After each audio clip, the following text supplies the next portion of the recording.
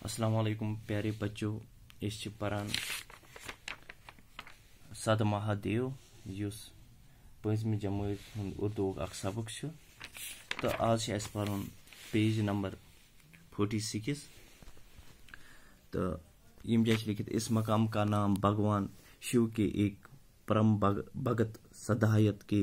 नाम पर सद महादेव पड़ा तो अत जाय पे नाव भगवान शिव सुंद परम भगत युस इम सुन परम भगत सदायत तम से नावस पे पे आज जाय नाव सद महादेव जो अपने पिछले जन्म में असुर था युस पन्नस प्रेनिस पतमिस जन्मस मज असुर गो राक्षस युस राक्षस एक दिन वो अपने असली रूप में भगवान शिव और देवी उमा के दर्शनों के लिए यहाँ आया था तो अक दह आमुत पन्नस असली रूपस मज भगवान शिव सदिस बे देवी उमा सदिस दर्शनस मज दर्शन खतर और आमुत तो इस भयानक शक्ल व सूरत वाले असुर को देखकर देवी उमा की चीख निकल गई तो युस इम भयानक शक्ल तो इम शक्ल सूरत वुचित हमें चीख नीरित देवी उमास तो समाधि में बैठे शिव जी ने जब ये चीख सुनी तो अपना त्रिशूल सदायत पर दे मारा तो ये समाधि मज बेहद शिव जी तो इम बोज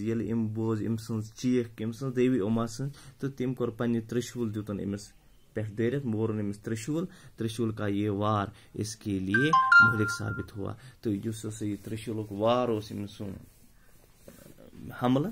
युस त्रिशूल हमल ये गो अम खतर मुहलिक साबित हुआ मुहलिक को जानलेवा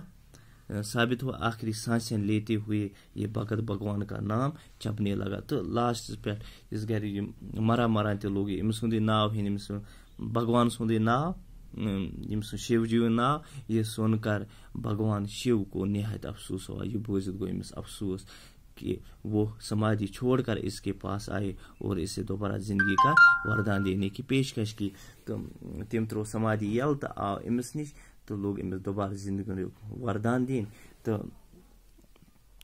सदायत ने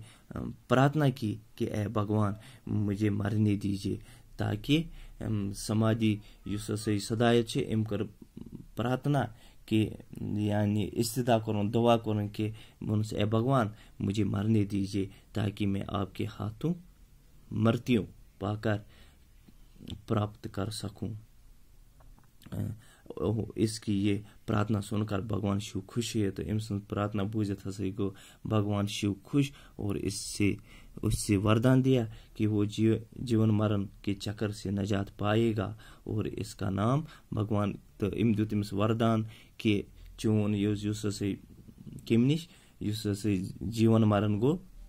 जिंदगी और मौत के चक्र निजात दुतन इमस तो और इसका नाम भगवान के नाम से पहले लिया जाएगा तो इस तरह इस मकाम का नाम सद महादेव पड़ा इत पे अत मकाम आज जाए नाव सद महादेव।